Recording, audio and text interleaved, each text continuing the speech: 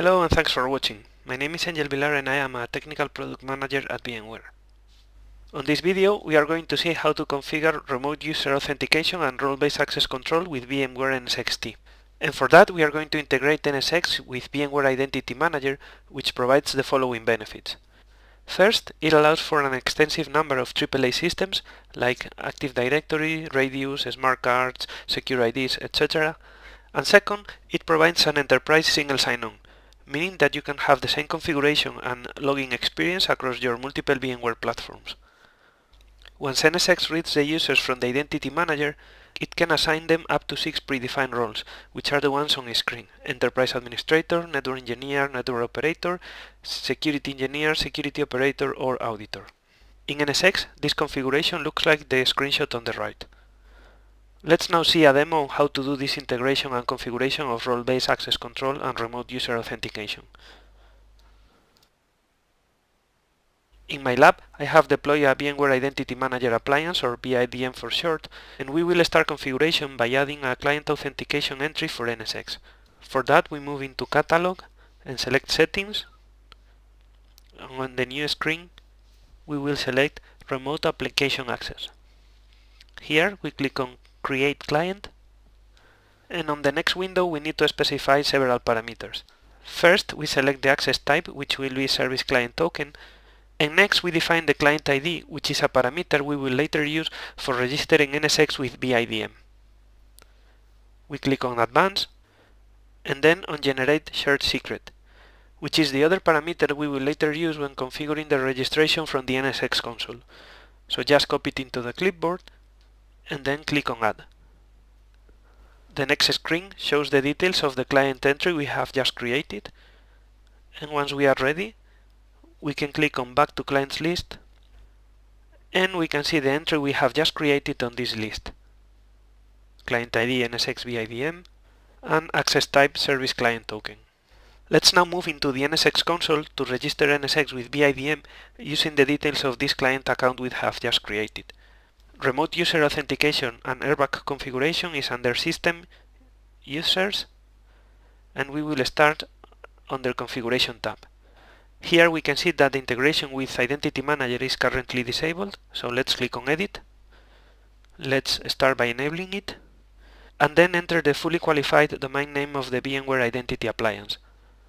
Next, we need to enter the parameters of the client entry we configured previously. So we specify the client ID, which is NSX VIDM, and the shared secret that I have on my clipboard.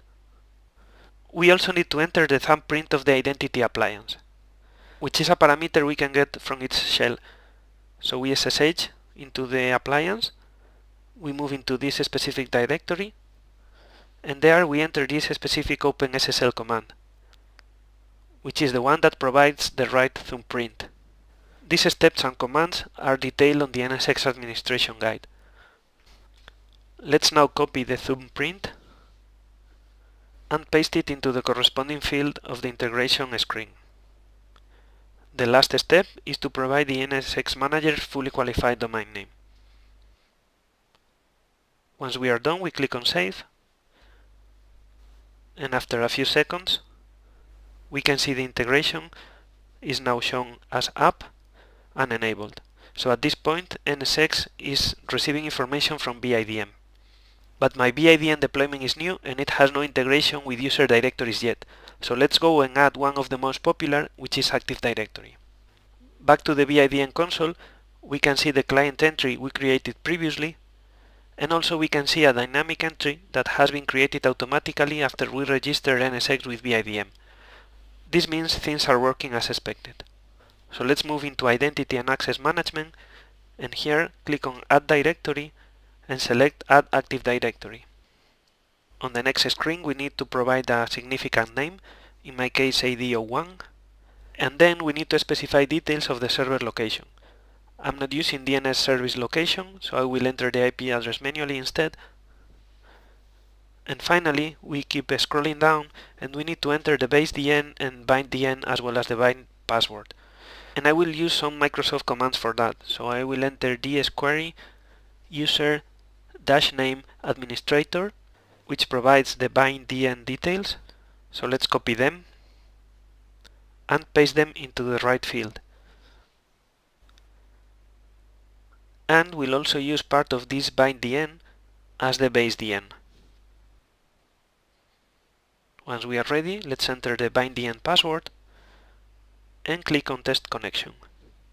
We can see connection is successful and we get the green check marks. So let's move into the next screen, where we can see the list of domains available on our Active Directory. So we only have one, we keep it selected and move to the next screen where we can modify user attributes. I will use the defaults, but it's important to note that some of these parameters are required. So unless we configure last name, first name, email and username on our Active Directory, we will get an error message when bidn tries to retrieve the users. On the next screen, we need to provide details of the groups we want to have synced. And again, we need to provide the distinguished name. For that, we go back into the CLI and use the same command, dsquery. Now, instead of user, we use group, -name, and the name of the group we want to have synced, which is nsx-users. We copy the information, and we go back to bidm and paste it on the right field. We click on Find Groups, and we can see there is one group that matches this distinguished name. We click on Select All, and now our group is selected for synchronization. Let's move to the next screen, where we can define additional users for synchronization which are not part of our group. We won't use this option for the demo, so let's remove the entry and click on Next. And we are presented a summary of groups and users that are going to be synchronized. So we are syncing one group which has 3 users. We are fine with this information, so let's click on Sync Directory, which finishes the configuration. Now bidm is reading information from Active Directory, so let's click on Refresh Page, and after a few seconds we can see that this synchronization is finished. If we move to Users and Groups, we can see the list of users that have been synchronized and that will be made available to NSX. So let's move back to the NSX console and assign some roles to these different users. So we move into the Role Assignments tab, click on Add, and we don't need to enter the full name of the users and groups, but just a few letters, and NSX will retrieve the ones that match this pattern. So we will start selecting the NSX users group, and we will assign it default auditor level. So all users on this group will at least have auditor privileges. Let's click on Add again, and now we will specify additional roles for some specific users. So for user 1, we want it to be Enterprise Administrator. Click on Save, and we will repeat to add additional privileges to another user. So click on Add, NSX user 3, and we want user 3 to be Network Engineer. Let's click on Save, and we are done with the role configuration. Let's now try the different access privileges. For that, we are going to log out from our current admin user ID. And the first thing to note is that now on the login screen of NSX we have the remote user option. So let's enter the ID of our remote users. Let's start with NSX user 01. Click on Login. We are taken to the bidm login page, where we enter our password. Click on Sign In, and then we are logging finally into NSX. Let's confirm our user ID. And now let's see which level of access it has. So let's move into the Routing tab, where we can see our user is allowed to create new routers. Let's now move into the Firewall tab, and here we can see our user is allowed to create new rules or new sections. So as an enterprise admin, user 1 is allowed to modify both network and security configuration. Let's log out, and let's try now with user 3, which is the network engineer. So we enter NSX user 03, click on Login. Again, we need to enter the password. We click on Sign In,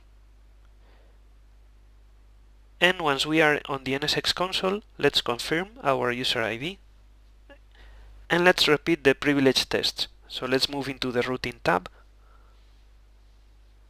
Our network engineer is allowed to create new routers. And let's move into the firewall tab, where we can see that our network engineer is not allowed to modify any firewall configuration, which is expected since the network engineer role does not have any privileges over the security part of NSX. Let's log out and repeat the tests with the last user ID, which is NSX user 02.